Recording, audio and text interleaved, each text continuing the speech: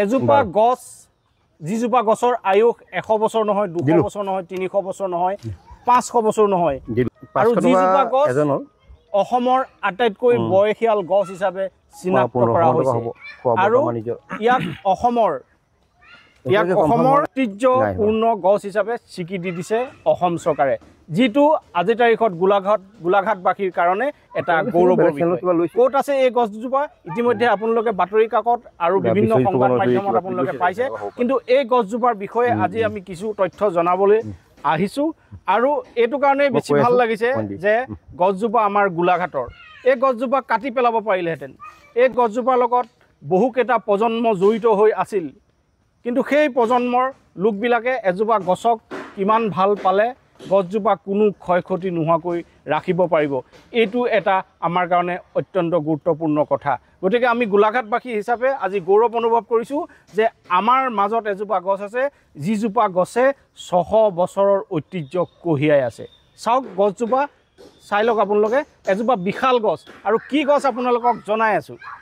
আমি আছোঁ হজৰত লংগৰ শাহ আউলিয়া মাজাৰ প্ৰাংগণত আৰু আমাৰ লগত আছে কাছিমদা ইয়াৰ লগত আপুনি জড়িত হয় আৰু আপোনালোকে এই গছজোপা 600 বছৰ দিন সংৰক্ষণ কৰি ৰাখিছে কওকচোন গছজোপাৰ কথা 600 বছৰ দিন সংৰক্ষণ একচুৱেলি আমি কৰা নাই আমাৰ প্ৰজন্মৰ পৰা মানে যিজন ইয়াত লংগৰ শাহ আউলিয়া বুলি যিজন ব্যক্তিৰ নাম আমি উল্লেখ কৰি আছোঁ যিজনৰ এই মাজাৰ প্ৰাংগণ বুলি যিটো কৈ আছোঁ যিজনে স্থাপিত কৰিলে যাৰ নেকি ইয়াত তেখেতৰ সমাধি আছে আমি সমাধিটো এতিয়া তেখেতৰ কেতিয়া জন্ম হৈছিলে বা কেতিয়া আমি সেই বিষয়ে আমি অৱগত নহয় তেখেতৰ তথ্য আমি উলিয়াব পৰা নাই কিন্তু ওচৰতে কিবা মানে পুৰণা ব্যক্তি তেওঁলোকে কয় যে এইটো বিৰাট ডাঙৰ হাবি আছিলে প্ৰকাণ্ড হাবি আছিলে তাৰ মাজত তেখেতে ক'ৰ পৰা আহিলে ইয়াত আৱিৰ্ভাৱ হ'ল বিভিন্ন মানুহ যে মুখে মুখে চলি আহিছে মানুহৰ গৰু চৰু হেৰাই যায় মানুহ বিচাৰি আহি তেখেতক লগ পায় তেখেতে মানে কৈ দিয়ে যে আমুক জাত গৰু ৰৈ আছে মানে হজৰত লংগৰ শাহ আউলিয়াৰ লগত জড়িত বহুত লোকৰ কথা মানে জড়িত হৈ আছে বহুত লোকৰ কথা জড়িত বিশেষকৈ ইয়াত ওচৰে পাজৰে থকা যিমান হিন্দু সম্প্ৰদায়ৰ যি আমাৰ পুৰণিকলীয়া যিসকল ব্যক্তি তেওঁলোকে আমাতকৈ বেছিকৈ জানে ইয়াততো হিন্দু মুছলমান কথা নাই ইয়াত সকলো আহে সকলো বাধা নাই ইয়াত সকলো আহে সকলোৱে নিজৰ মানে ঈশ্বৰক লাভৰ কাৰণে তেওঁলোকে চাকি বাতি মমবাতি জ্বলাই স্মৰণ কৰে তেখেতে প্ৰাৰ্থনা কৰে গতিকে ইয়াত ফল পায় তেখেতসকলে গতিকে এইটো এটা খুব ঐতিহাসিক এটা স্থান তেতিয়াহ'লে এই গছজোপা তেখেতৰ দিনৰ ধৰ্ম প্ৰচাৰৰ কাৰণে আহিছে কি কাৰণে আহিছে আহি ইয়াত আছিলে বহুত আৰু ৰাইজে তেখেতৰ পৰা যথেষ্ট উপকৃতও হৈছিলে বুলি শুনিছোঁ বিভিন্ন অভাৱ অভিযোগ কিবা কিবি লৈ সমস্যা সমাধান তেখেতে কৰি দিছে আমি আমাৰ দেউতাহঁতে এটা পৰ্যায়ত পাইছিলে তেখেতে কিছুমান শিকলি ব্যৱহাৰ কৰিছিলে গাত শিকলি কুইণ্টেলৰ ওপৰত ওজন তাৰমানে শিকলিবিলাক এতিয়াও বিভিন্ন ঠাইত মানে এইবিলাক সংৰক্ষণ হৈ আছে ইয়াতো আছে দুটামান শিকলি বহুত যথেষ্ট শকতকত তাৰপিছত এতিয়া এই গছজোপা আপোনালোকে দেখি আহিছে একদম সৰু কালত আমি সৰুৰ পৰা দেখি আহিছোঁ আৰু আমি আহোঁ ইয়াত আগতেও আৰু অলপ গভীৰ আছিলে গছ গছনি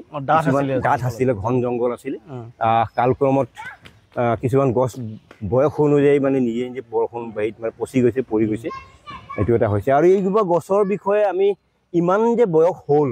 সেই বিষয়ে কিন্তু আমি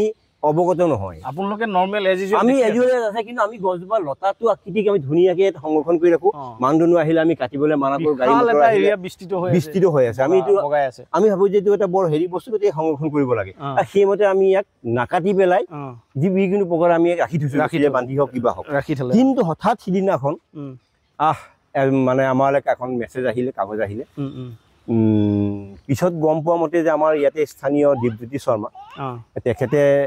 তেখেতক লগ কৰিছিলোঁ কিবা চিলভিকালচাৰিষ্ট এনভাইৰনমেণ্ট ফৰেষ্ট ডিপাৰ্টমেণ্টৰ কেইজন ব্যক্তি এটা আহিছিলে চিলভিকালচাৰিষ্ট হয় তেখেতসকল চাই পেলাই তেখেতসকলে অধ্যয়ন কৰিলে চালে বিভিন্ন চাই পেলাই এই গছজোপাৰ বিষয়ে তেখেতসকলে মানে অধ্যয়ন কৰিলে বয়স নিৰ্ধাৰণ কৰা কিবা বৈজ্ঞানিক পদ্ধতি সেইটো তেওঁলোকে কেনেকৈ কৰিছে ক'ব নোৱাৰো কৰিব লাগিব কৰিছে ইতিমধ্যে আমি জানিব পৰা মতে গোলাঘাট জিলাৰ 8জোপা গছ গোলাঘাট এবাৰ গুলঞ্জ গছ 150 বছৰীয়া আৰু নেঘেৰিটিং নামঘৰ আছে কঁঠাল গছ নেঘেৰি শিৱ মন্দিৰত কঁঠাল গছ আম গছ আমাৰ গাঁৱতো আছে বোলে কিবা আম গছ এজোপা তেঁতেলী গছ এজোপাও আছে ক'ৰবাত এনেকৈ 8জোপা গছ তেখেতসকলে মানে স্বীকৃতি দিছে যে কোনোবাটো 500 বছৰ কোনোবাটো 600 বছৰ আটাইতকৈ বেছি পুৰণি গছ হিচাপে স্বীকৃতি দিছে আমাৰ এই লংগৰ শাহ আউলিয়া মাজাৰ প্ৰাংগণত থকা ঘিলা গছজোপা আৰু এই ঘিলা গছজোপা 600 বছৰ পুৰণি আৰু ঘিলা গছ এইটো লতা জাতীয় হয় আচ্ছা অসমীয়াৰ বিহু গীতত আছে ন ঘিলা ঘুৰ মুৰে নাচনি চিলা উৰা দি মুৰে নাচনি ঘিলা গুটিটো বহুত কামত আহে ঘিলা গুটি খেলে আগতে শুনিছো ঘিলা গুটি খেলে বিভিন্ন বিহুৰ সময়ত পৰম্পৰাগতভাৱে খেলি অহা হয় এয়া যিটো মানে প্ৰায় লুপ্ত হৈছে এতিয়া বিশাল আকাৰ বহুত ডাঙৰ অজগৰ সাপ বিশাল মানে আৰু ইয়া নাই তাৰপিছত ঘিলা বিভিন্ন কামত আহে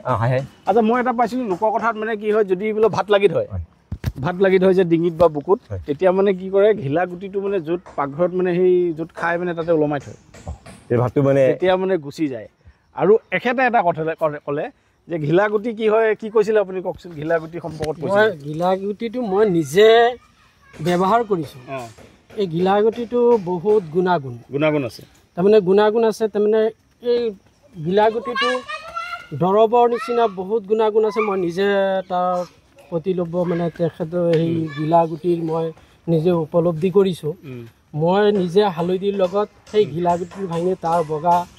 অংশটো উলিয়াই পেলাই হালধিৰ লগত মিহ কৰি পেলাই আৰু সৰিয়হ গুটি তাৰ লগত মিলাই পেলাই পিহি পেলাই মছলা নিচিনা বনাই পেলাই মই নিজে গাত খান্দিছোঁ মানে ঘিলা গছৰ যিটো গুটি এই গুটিটো মানে চৰ্মৰ ৰোগৰ কাৰণে খুবেই উপকাৰী বহুত সেইকাৰণে গৰু বিহুত বোলে ব্যৱহাৰ কৰে গৰু বিহুত মানে ব্যৱহাৰ কৰা হয় মই নিজে ব্যৱহাৰ বনৌষধি গুণ বহুত আছে বনৌষধি গুণ বহুত আছে আৰু ছালটো নিমজ হয় আৰু গাৰ মানে যিটো উজ্জ্বলতা সেইটো উজ্জ্বলতাটো বাঢ়ে নিমজ হয় আৰু চাউলটো মানে ঘিলা গুটিটোৰ ওপৰতো যেনেকা গ্লাছৰ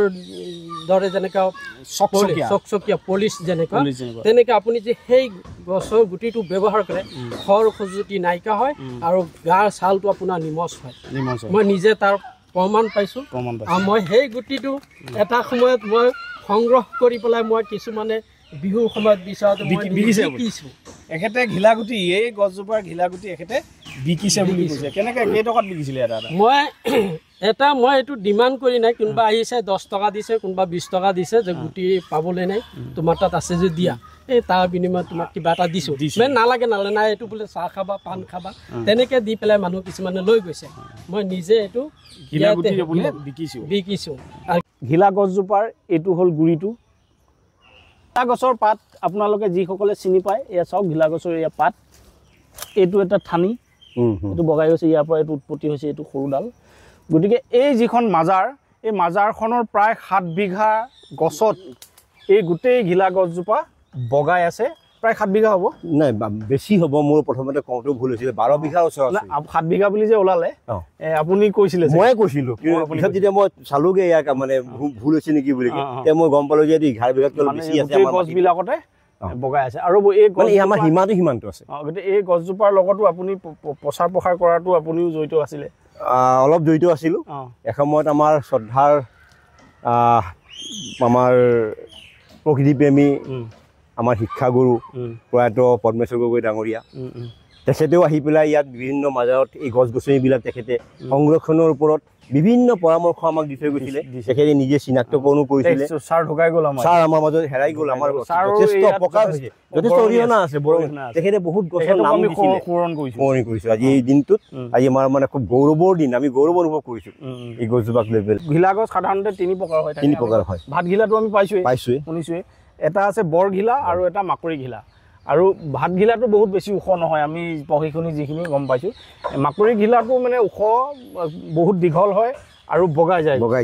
আৰু বৰ ঘিলাটো মানে ঠিক তেনেকুৱা ধৰণে কিন্তু এইজোপা ভাত ঘিলাটো হ'ব নোৱাৰে গতিকে মাকৰি ঘিলা নে বৰ ঘিলা সেই সম্পৰ্কত যিসকলে জানে বিশেষজ্ঞ সেইসকলে জনাব বুলি আমি আশা কৰিছোঁ আৰু যদি কোনোবাই জানে ভিডিঅ'টো চাই গম পায় সেই কথাটো কৈ দিব যে মাকৰি ঘিলা নে বৰ ঘিলা সেই কথাটো ক'লেই হ'ল কাৰণ নিউজত যিহেতু প্ৰকাশ হৈছে ইতিমধ্যে এতিয়ালৈকে কি ঘিলা মানে সেই কথাটো কোৱা নাই আৰু ঘিলা গছৰ সম্পৰ্কত যিসকলে জানে বা ঘিলা গছৰ লগত কাৰ মানে স্মৃতি জড়িত হৈ আছে সেই সম্পৰ্কতো কমেণ্ট দিব বুলি আমি আশা কৰিছোঁ আৰু এই যিটো খবৰ এতিয়া ওলালে ঐতিহ্যৰ খবৰ আমি গোলাঘাটবাসী হিচাপে গৌৰৱ কৰিছোঁ। কেনেকুৱা ভাল লাগিছে? খুব অত্যন্ত সুখী, অত্যন্ত ভাল লাগিছে। মানে আমি যে এনেকুৱা স্বীকৃতি পাম ভবাই নাছিলোঁ। আৰু এইটো মানে অত্যন্ত মানে গোলাঘাটৰ মাজমজিয়াত অৱস্থিত এই লংগৰ চাবা যি চানমাৰী স্থিত এই লংগৰ চাবা বুলি মাজা প্ৰাংগণত এজোপা গছে 600 বছৰ স্বীকৃতি লাভ কৰিছে। আমি অত্যন্ত গৌৰৱ অনুভৱ কৰিছোঁ আৰু ধন্যবাদ জনাইছোঁ অসম চৰকাৰ, চিলভিকালচাৰিছ ডিপাৰ্টমেণ্ট, এনভাইৰনমেণ্ট ফৰেষ্ট ডিপাৰ্টমেণ্ট। আমি তেওঁলোকক ধন্যবাদ জনাইছোঁ। তেওঁলোকে যে আহি পেলাই তদন্ত কৰি নিশ্চয় চাই মেলি ইয়াক যে 600 বছৰ স্বীকৃতি দিছে। আৰু মই আহ্বান জনাইছোঁ উঠি অহা প্ৰজন্মক, কোনোবাই যদি আহি পেলাই গছজোপাৰ ওপৰত অধ্যয়ন কৰিব বিচাৰে, কিবা যদি তথ্য তেওঁলোকে হেৰি কৰিব বিচাৰে, তেতিয়া আহিব পাৰে। ইয়াত আহক, তেওঁলোকে চাবক, তেওঁলোকে ইয়াৰ পৰা যদি কিবা ঐতিহ্যৰ উমান ল'ব পাৰে। তাৰ লগতে আমি আৰু এষাৰ কথা কৈ দিছোঁ, আহক আৰু এষাৰ কথা কৈ দিছোঁ যে আমি গছ গছনি সংৰক্ষণৰ ওপৰত গুৰুত্ব দিব লাগে, যাতে আমি যধে মধে গছ নেকাটো। ৰাস্তা বনাবলৈ যাওঁতেও যাতে চাব লাগে যে গছজোপা কেনেবাকৈ ৰাখিব পাৰি নেকি। আমাৰ যাদৱ পায়েং ডাঙৰীয়া তেখেতে কোৱা মতে, তেখেতে যে কৈছিলে আমি আচলতে গছ ৰুব নালাগে, গছ আমি নেকাটিলেই হ'ল, নেকাটিলেও নিজে নিজে হ'ব, গছ নিজে নিজে হ'ব, নিজে নিজে হ'ব। সেইফালে চাওক গোটেই গছজোপা বগাই আছে। এইটো গোটেই বৰগছজোপা সেইখিনি ডাঙৰ বৰগছজোপাত বগাই আছে। গতিকে আমি অনুৰোধ জনাওঁ যাতে গছ যধে মধে নাকাটক। ঠিক এই গছজোপা যেনেকৈ আজি 20-25টা মানে প্ৰজন্মই জীয়াই ৰাখিছে, হয়, ঠিক তেনেকৈ যাতে গছবিলাক জীয়াই ৰখাত আৰু সংৰক্ষণ কৰাত আমি গুৰুত্ব প্ৰদান কৰোঁ। আৰু ভিডিঅ'টোৰ পৰা বিদায় ল'লোঁ। আৰু ভিডিঅ'টো চাই কেনে পালে জনাব আৰু শ্বেয়াৰ কৰিব, কমেণ্ট কৰিব, লাইক কৰিব। ধন্যবাদ।